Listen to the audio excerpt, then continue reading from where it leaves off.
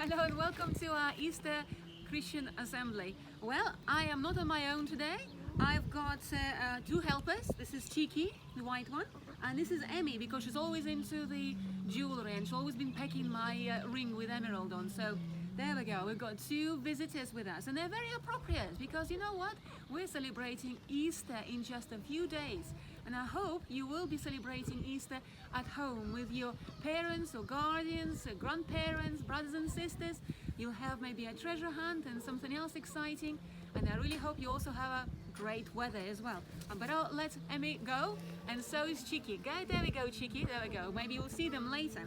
Well, do you know what? Easter sometimes got some unusual surprises for us. Why do we have bunnies and why do we have chickens and chicks?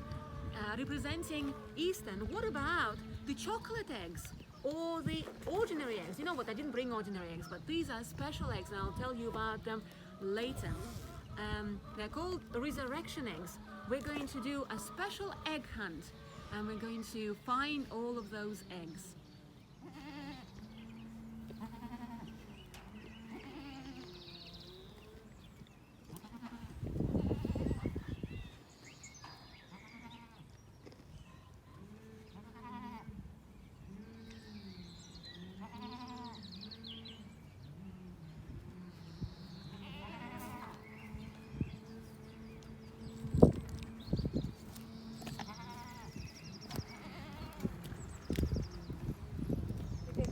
Find those chocolate eggs. They're not chocolate. Okay. Okay, let's do the treasure hunt. There's 12 eggs to find.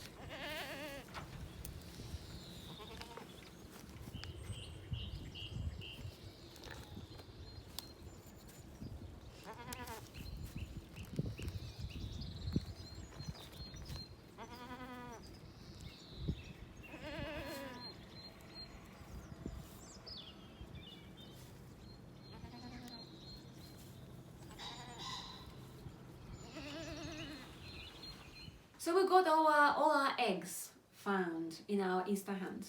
I hope you enjoy your Easter hunt on Sunday too. We've got all the 12 eggs and we call them resurrection eggs because they're all about the story of Jesus' resurrection. There's 12. So let's see how the eggs will help us tell the story of Jesus' resurrection. There's egg number 1. It's green. And inside I've got a picture of a little donkey. And of course you know that last Sunday we celebrated Palm Sunday, and that's when Jesus rode on a donkey through Jerusalem and everybody shouted Hosanna and waved palms at him. What's number 2? Number 2 is pink, and inside I've got a little bottle of perfume. Why perfume? Did Jesus wear perfume? No, there's a story of Mary Magdalene before the Last Supper, before the cross, obviously before the resurrection. She came to say thank you for Jesus forgiving her for her sins because she had many. She came and she cried her eyes out. She cried over Jesus' feet. Then she washed his feet with her tears, and then she wiped his feet with her long hair, and then she broke an expensive bottle of perfume. At that time it was very expensive. It's more than 1 month or even maybe a few months' wages. She broke that over him and anointed him because that's what she wanted to do, because she was so grateful for what he did for her. So that's the story. Okay, egg number 3. What's in egg number 3? I don't know, I can't. Oh, look at that. We've got bread and we've got grape. Who knows what that got to do with Jesus' story? That's the story of first communion, first time that Jesus broke the bread and said, "This is my body broken for you." He gathered together with his disciples, with his friends, and said, "Let's have a great meal, let's celebrate, let's party." And then at the end he said, "I want to show you something that's going to happen to me. And I want you to remember the things that we did together, how much time we shared, and that my body was broken for you." So this is just a bread that's symbolizing Jesus' body broken for us. And then, of course, there was some wine. And wine is made out of grapes. And sometimes when you go to church, the communion is offered as juice. And it's still grapes. So there we go. So we've got body, and we've got bread, and we've got grape. Number 4, it's yellow. Ooh, it sounds interesting. Let's have a look. Oh, look at that. It's coins. Can you see them? I only got 3 here, but there was more coins in the story. Jesus was betrayed by one of the disciples. His name was Judas. He was betrayed for a bag of coins. So that's why we got coins in the story. Egg number 5. Again, something interesting. Let's have a look. Oh, it's the cross. It's little, but it's the cross.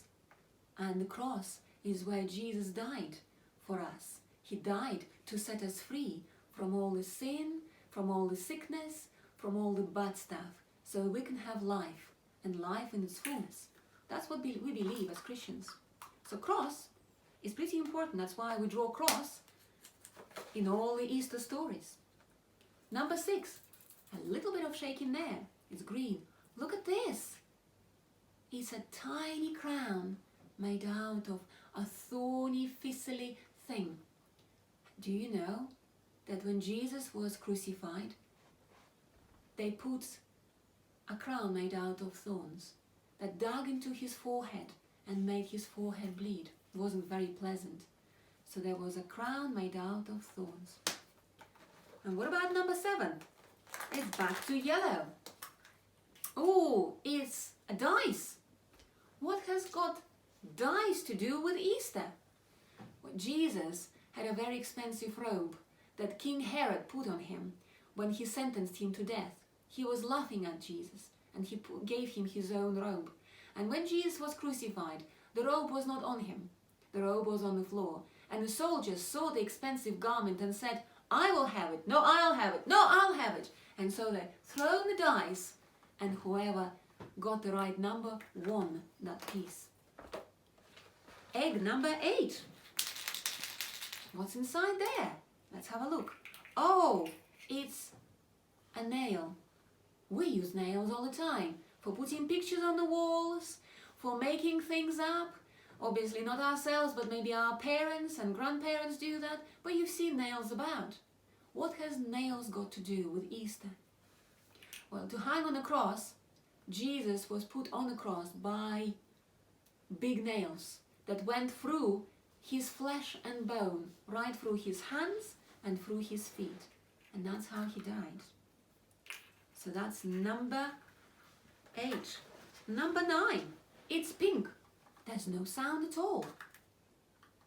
It's a piece of wool or a sponge.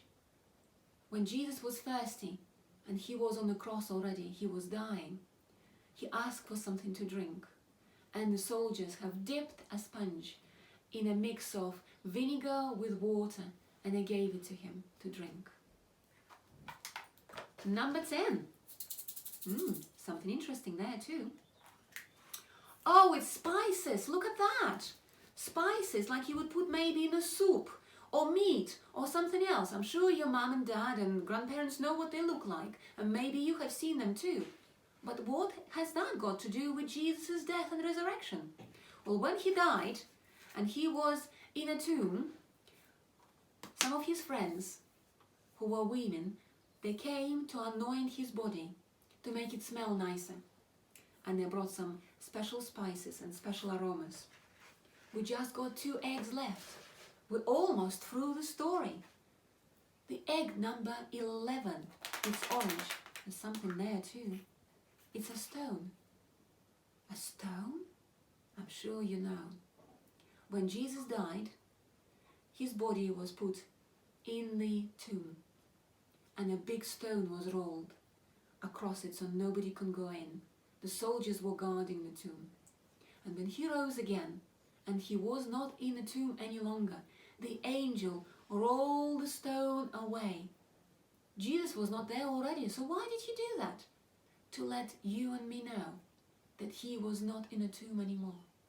And when women came to check, when they came with those spices to check on him that morning, on Sunday morning, they found that the tomb was rolled away and Jesus' body was no longer there. So the stone is pretty important. Number 12. I wonder, do you wonder it's going to be a chocolate egg inside? Let's have a look. Number 12, yellow. It's empty. There's nothing in it. Because Jesus was no longer in a tomb. He rose again. Hallelujah. He rose again. He was not dead any longer. And that's the story of Easter. Just using the 12 eggs. So for our activity, you will need some paper, just ordinary paper. Some scissors. Something like a ribbon or maybe like cotton thread or something like that. You'll need some different colours. Crayons or felt tips, anything will do. And you will also need some glue. Glue stick is a good idea. So we're gonna make a bunting. We made one earlier on, as you may see, and we decorated it ourselves. You know what? It's lovely to make your own creations and put it around the house for you to enjoy this year, maybe even next year, to share with your brothers and sisters, mums and dads, your guardians, or your grandparents. So whoever you got at home, it's lovely to share the celebration of Easter. It's very easy to make bunting, isn't it, Lucy? Yeah. How do you make it then? So, you take a sheet of paper. I don't actually know how to make it. Stop asking me. Okay, sorry, then in this case, it's okay, just stop it. We will cut up. It's very easy to make bunting. You take a piece of paper, you fold it into two. You can ask help. It's not a problem to ask help. It's easier sometimes to do it together and it's much more fun. And once you've folded it once into half, I would fold it again. So that means you folded it into quarters. So that's how it looks like. Okay. And then, because the bunting needs to be a little bit like an edge, like an edge of cheese, if you like. So what I would do is cut it from the bottom. So this one needs to stay as it is. If I was to draw, it will look like that. Okay, so we'll cut this through and then unfold it, and you've got one piece of bunting. However many you want to make, that's how many pieces you will need to fold and then cut, and then draw something like a chick, like a cross, like a bunny. I'm not very good on drawing bunnies, as you can see. It looks like a cat or a dog or maybe something else. It has ears though. And then once you've drawn, then I would probably fold the cotton into two to make it stronger, or if you've got a lovely ribbon, that'll be even better. And then you put the ribbon or the cotton through and then seal it with the glue and then decorate the house. You can make your bunting as creative as you would like to. We put 7 on ours, but maybe you can make 10, 15, or put it all around the house. Although ask permission to make sure your parents or grandparents or whoever's looking after you is happy for you to do that. Have fun!